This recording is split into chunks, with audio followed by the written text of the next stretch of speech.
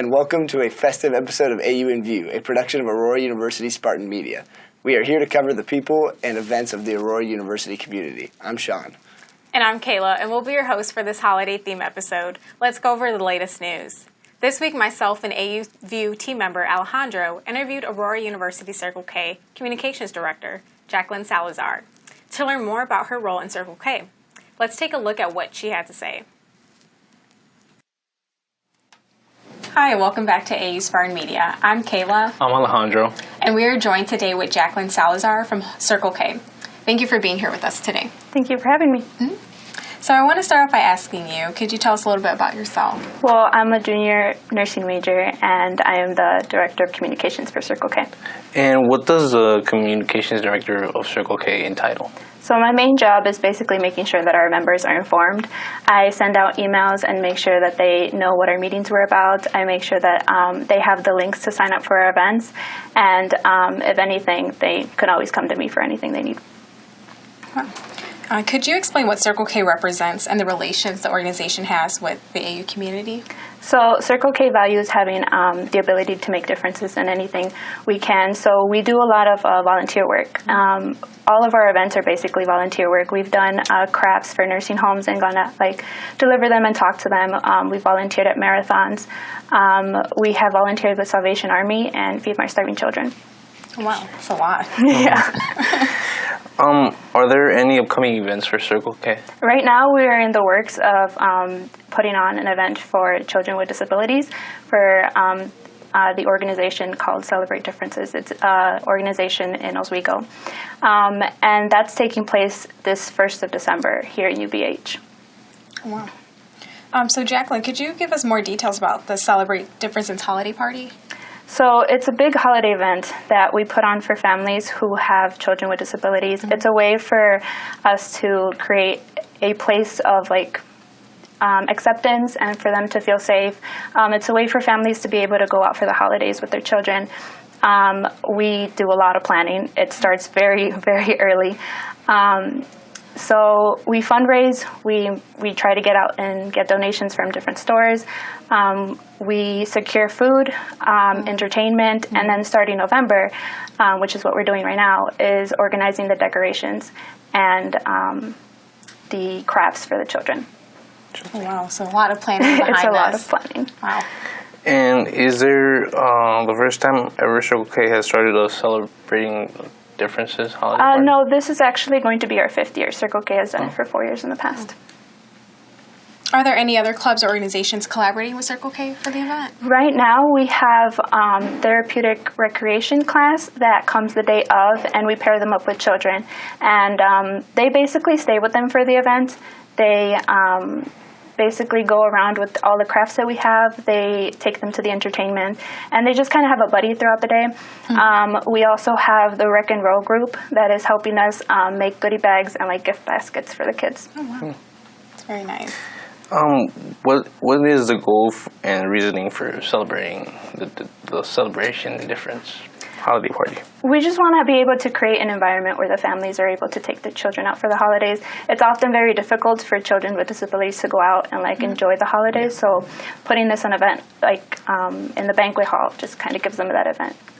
I think this is a very good event, and the purpose behind it is amazing. Yeah. Of what you guys are doing, and so welcoming. And I really appreciate your time for being here with us today. Thank you for having me. Thank you, Jacqueline. Yeah, thank you.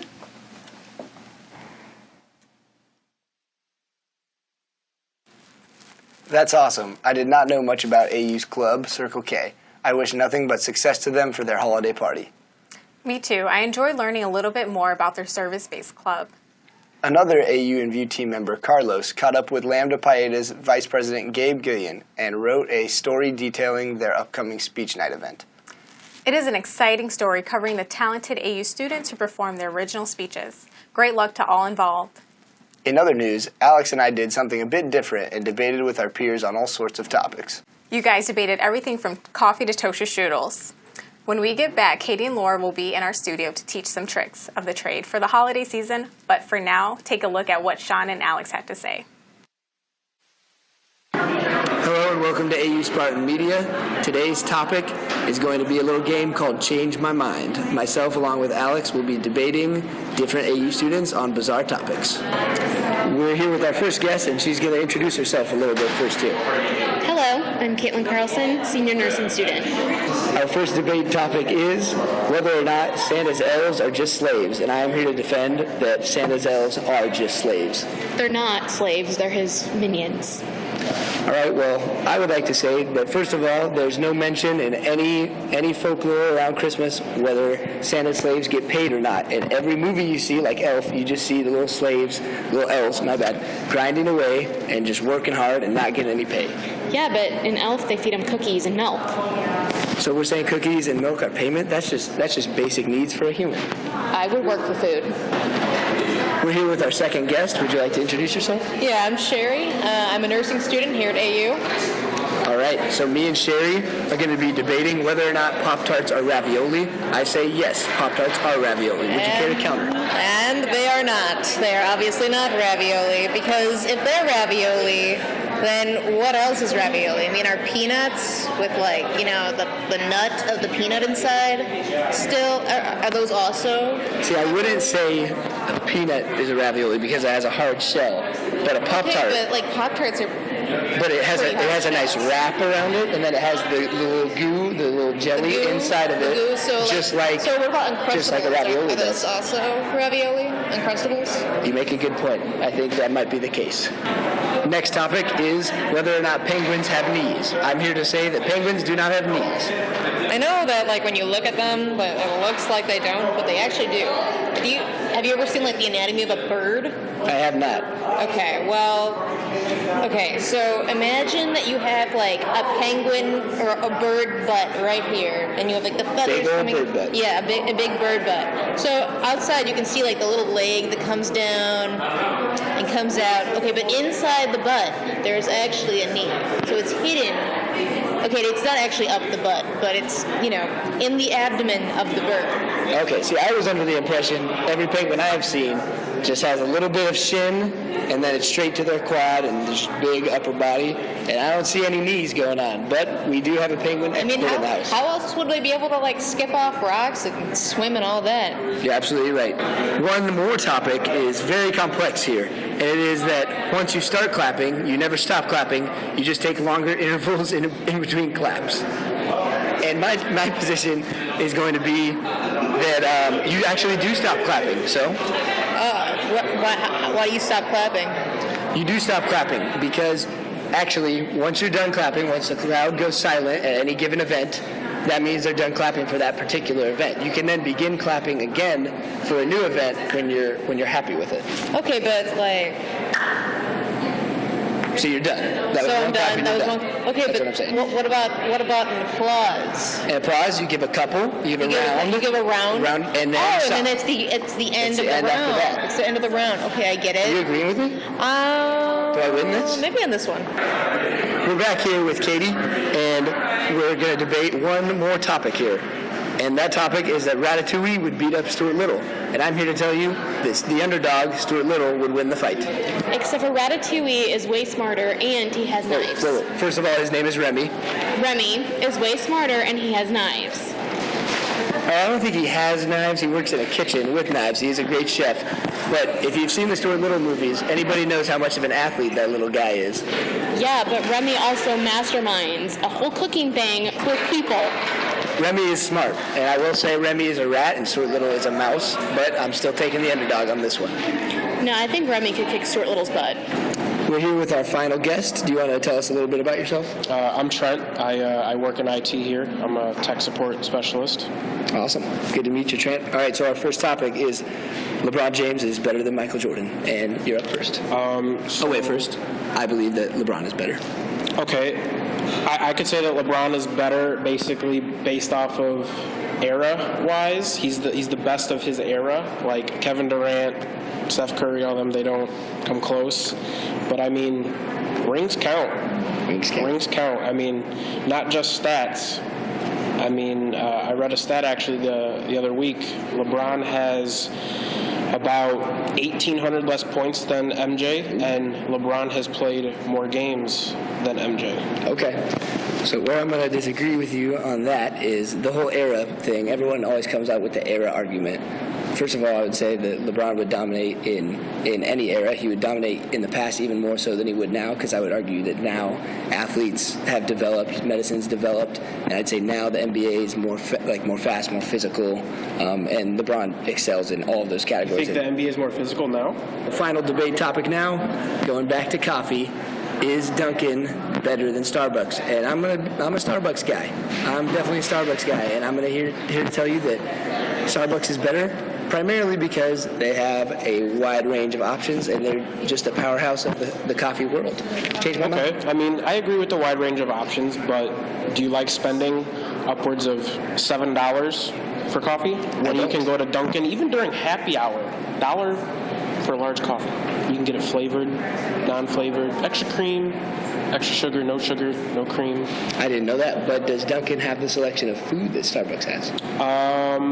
Dunkin' has actually a decent selection of food. I don't know if you ever ate at Dunkin', but Okay. Starbucks has some. I would say Starbucks has some quality sandwiches, but Dunkin' is by far superior on pricing and go-to breakfast goods. There we go. I'm getting schooled on coffee. You heard it here first. That was interesting to see our peers have such opposite opinions on so many topics. I still stand firm that Dunkin' is better than Starbucks. It's cheaper and it tastes better. Anyways, I'm Laura. And I'm Katie, and we're here for a little segment we like to call Seasonal Spartans. This episode, we're your one-stop shop for the essential things to remember this holiday season. Exactly. So the top 3 things to remember when gift shopping are: 1, get gift receipts; 2, don't forget wrapping paper and tape; and 3, spend an extra minute finding something special or making something special for your loved ones.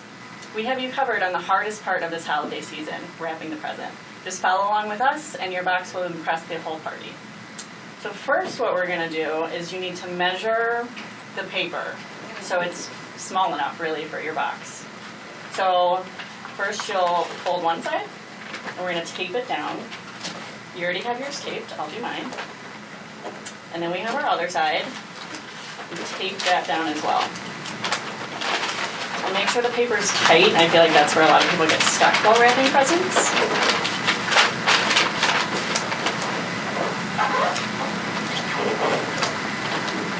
Got it. Okay.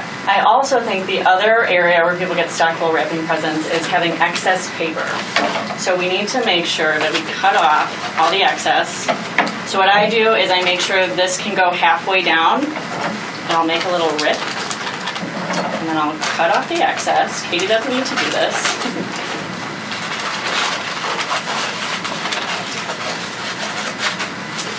Where do you think people get stuck wrapping presents? I think the hardest part is the corners.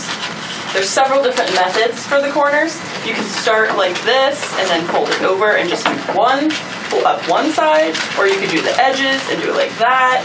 So I think that there's a lot of different methods. What's your method?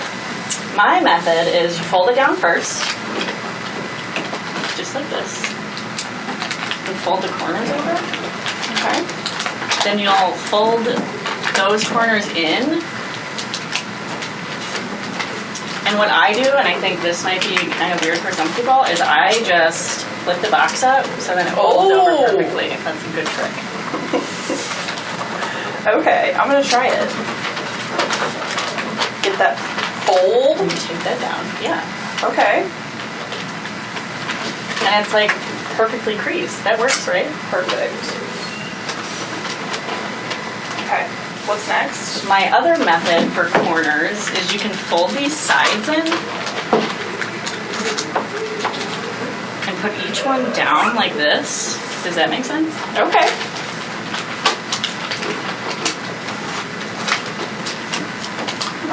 And then you just fold the top and bottom down. And then you can still use that trick of just folding in. Okay. 1, 2. And then we grab some of our tape.